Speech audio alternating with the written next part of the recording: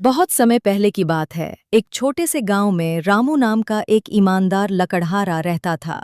वह रोज सुबह जंगल जाता, पेड़ काटता और लकड़ियां बेचकर अपने परिवार का पेट पालता। एक दिन रामू नदी किनारे एक सूखा पेड़ काट रहा था। पसीने से तरबतर उसने कुल्हाड़ी उठाई और पेड़ पर वार किया, लेकिन हाथ फिसल गया।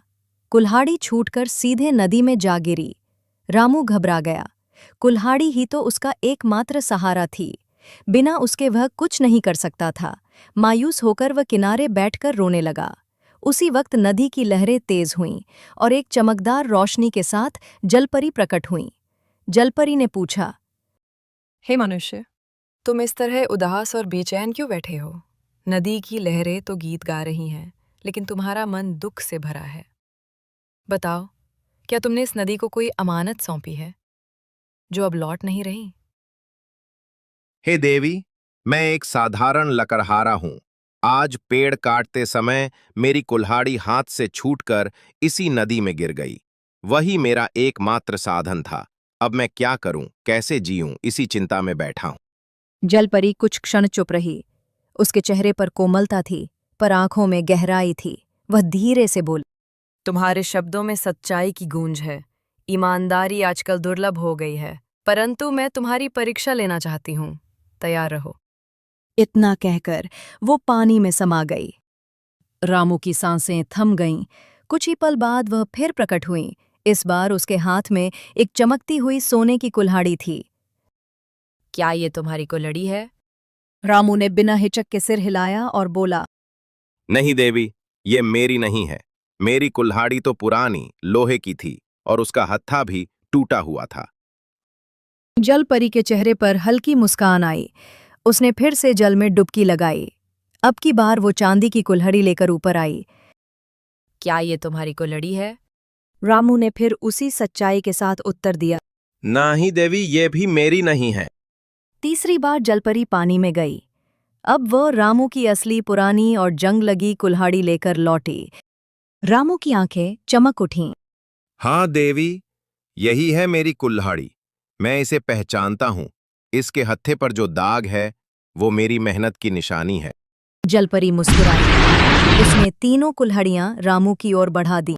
हे रामू, तुमने सच्चाई और ईमानदारी की मिसाल पेश की है। ये तीनों कुल्हाड़ियां अब तुम्हारी हैं। सच्चे लोगों को प्रकृति कभी खाली हाथ नहीं लौटाती। रामू भाव विभोर हो गया। उसने देवी को धन्यवाद दिया और तीनों कुल्हाड़ियां लेकर घर चला गया। सांझ का समय था। सूरज की किरणें खेतों के पार ढल रही थीं। रामू घर के बाहर बैठा अपनी कुल्हाड़ियों को साफ कर रहा था। एक सोने की, एक चांदी की और एक पुरानी लोहे की। भोला हाथ में अपनी पुरानी कुल्हाड़ी लिए धीरे धीरे पास आया। उसकी आंखें उन कुल्हाड़ियों पर टिकी थीं और मन में ईर्ष्या कुलबुला रही थीं। अरे रामू भैया, ये तो बड़ी शानदार कुल्हाड़ियां हैं। ये सब कहाँ से मिलीं? और इतनी महंगी दिखने वाली, तुमने तो कमाल कर दिया। अरे रामू भैया, अरे भोला भाई, ये तो भगवान की कृपा है। असल में मेरी कुल्हाड़ी नदी में गिर गई थी। मैं रोने लगा, तभी नदी से एक जलपरी प्रकट हुई और उसने मेरी परीक्षा ली। मैंने सच्चाई बोली तो उसने इनाम में तीनों कुल्हाड़ियां दे दी, सोने की, चांदी की और मेरी असली वाली भी। भोला चौंका, फिर उत्साहित होते हुए पूछा, सच में? मतलब अगर मेरी कुल्हाड़ी भी गिर जाए तो मुझे भी जलपरी मिल सकती है? शायद मिल सकती है, पर याद रखना भोला, जलपरी सच्चाई की परख करती है। मैंने झूठ नहीं बोला, तभी मुझे इनाम मिला। अगर कोई धोखा देने जाए तो शायद उसे एक भी कुल्हाड़ी ना मिले। अगले ही दिन भोला एक नई लोहे की कुल्हाड़ी लेकर वही नदी किनारे पहुंचा और जानबूझकर उसे पानी में फेंक दिया। फिर वह नकली दुख में रोने लगा। अरे मेरी कुल्हाड़ी, अब मेरा क्या होगा? जलपरी फिर प्रकट हुई।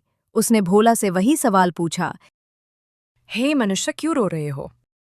भोला ने झूठे आंसू बहाते हुए कहा, हे देवी, मेरी कुल्हाड़ी पानी में गिर गई है। मैं बड़ा दुखी हूं। जलपरी ने पहले सोने की कुल्हाड़ी निकाली। क्या ये तुम्हारी कुल्हाड़ी है? भोला ने जल्दी से कहा। हाँ हाँ, यही है देवी। जलपरी की आंखों का तेज बदल गया।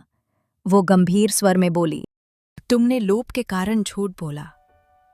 अब न तुम्हें सोने की कुल्हाड़ी मिलेगी, न चांदी की, और ना ही तुम्हारी अपनी। जलपरी जल में समा गई और भोला की कुल्हाड़ी सदा के लिए खो गई। रामू की ईमानदारी की कहानी पूरे गांव में फैल गई। लोग उसे आदर की दृष्टि से देखने लगे।